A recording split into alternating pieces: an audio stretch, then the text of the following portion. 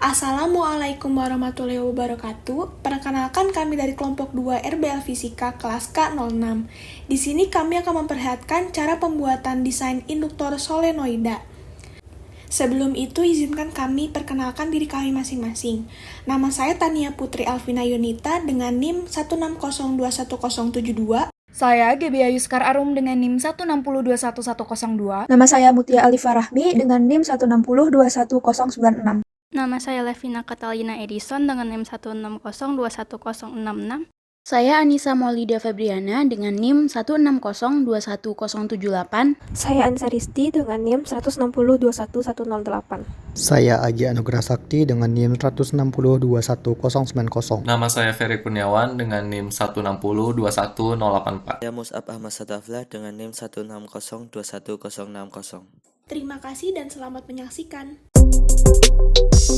Jadi ini beberapa alat yang akan digunakan untuk modul RBL kali ini. Pertama ada cloud enable, ada kapasitor dan resistor, ada multimeter, ada amplas, power supply, kabel AC, breadboard, dan juga kabel jepit buaya.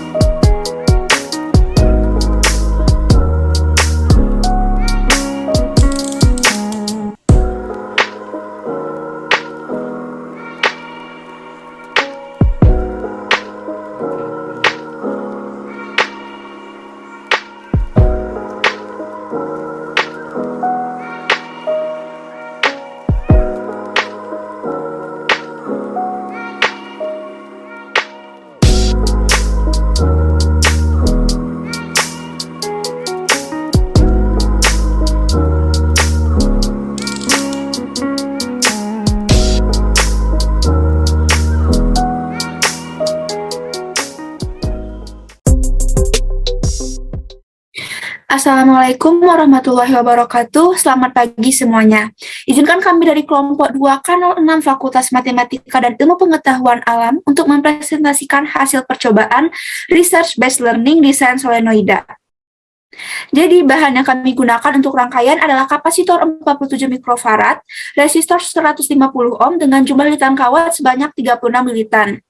Untuk mendapatkan nilai induktansi secara teoritis dapat dimasukkan dalam rumus berikut. Nilai mu merupakan permeabilitas bahan. Di sini kami menggunakan indiferit yaitu sebesar 2000. A merupakan luas penampang dengan jari-jari 0,5 cm dan D merupakan panjang penampang. Didapatkan nilai induktansi sebesar 6,3 mH dan arus sebesar 48,6 mA.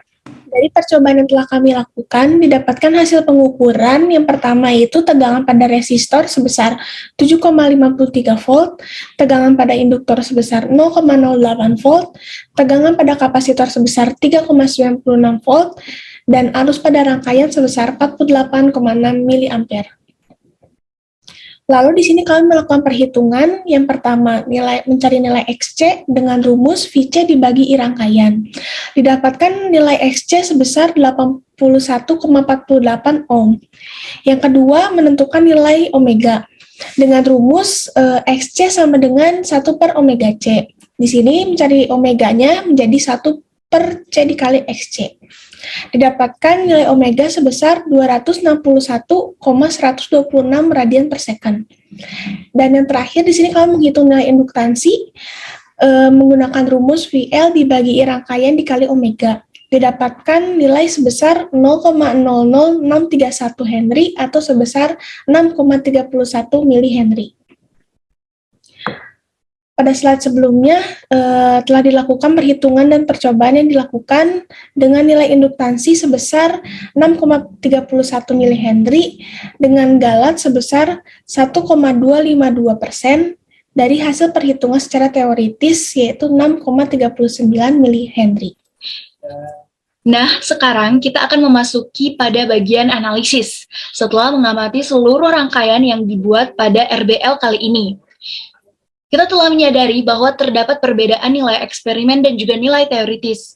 Kenapa sih? Hal ini disebabkan oleh beberapa faktor, seperti rangkaian yang kurang tepat dan juga kemurnian konduktor intiferit yang kurang baik.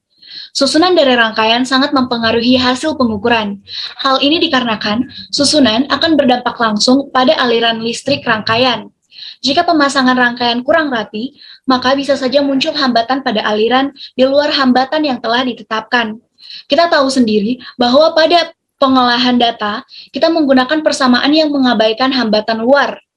Oleh karena itu, susunan rangkaian yang kurang rapi dapat mengakibatkan perbedaan nilai. Faktor kedua yang mempengaruhi perbedaan nilai ialah kemurnian intiferit yang digunakan. Lanjut terhadap analisis yang kedua, yaitu faktor penyebab adanya kegagalan dalam percobaan. Yang pertama, kapasitas kapasitor yang terlalu kecil. Kapasitas kapasitor yang terlalu kecil akan menyebabkan aliran berhenti di kapasitor saja dan tidak mengalir pada rangkaian lain saat diukur dengan multimeter. Yang kedua, yaitu kurangnya nilai ketelitian pada multimeter. Ketelitian pada multimeter itu berbeda-beda. Ada yang ketelitiannya sangat tinggi dan sangat rendah. Nah, multimeter dengan ketelitian rendah ini akan menyebabkan pengamat sulit untuk mengamati hasil dari pengukuran, karena bisa saja hasil pengukuran ini sangat kecil. Yang ketiga, yaitu diameter kawat enamel yang terlalu kecil. Kawat enamel yang terlalu kecil menyebabkan kita sulit untuk membuat rangkaian solenoid. Hal ini dikarenakan saat dilepas dari media lilitan, diameter kawat enamel itu langsung berubah, karena kawat enamelnya sendiri membesar dan berubah bentuk. Yang keempat, terlalu banyak lilitan yang memungkinkan terjadi overlap. Saat terjadi overlap, solenoid yang kita buat menjadi tidak ideal.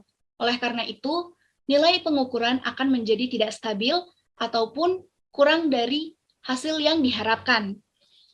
Itulah analisis yang kedua yang akan kita bahas. Analisis penggunaan batang ferit sebagai inti atau core dari induktor solenoida.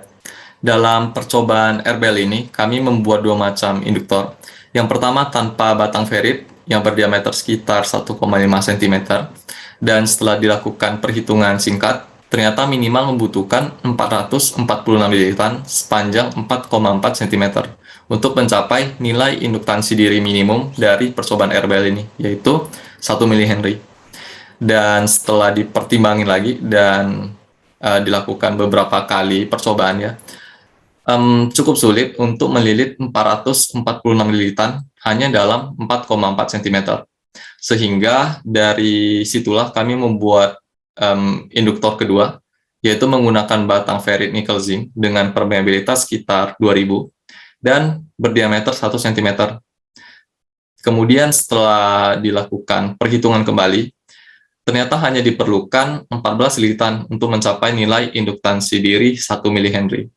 Dan dari sini, setelah dilakukan percobaan ini, kami melakukan analisis terhadap penggunaan batang ferit, dan ternyata didapat bahwa penggunaan batang ferit ini berperan dalam mengurangi jumlah lilitan yang dibutuhkan. Hal ini diakibatkan karena perhitungan permeabilitas dari batang ferit berbanding lurus dengan nilai induktansi diri, sehingga semakin besar permeabilitas bahan dari suatu batang ferit, maka jumlah lilitan tersebut akan dikurangi, sehingga penggunaan batang ferit ini memberikan pengaruh terhadap keberhasilan percobaan RBL kali ini.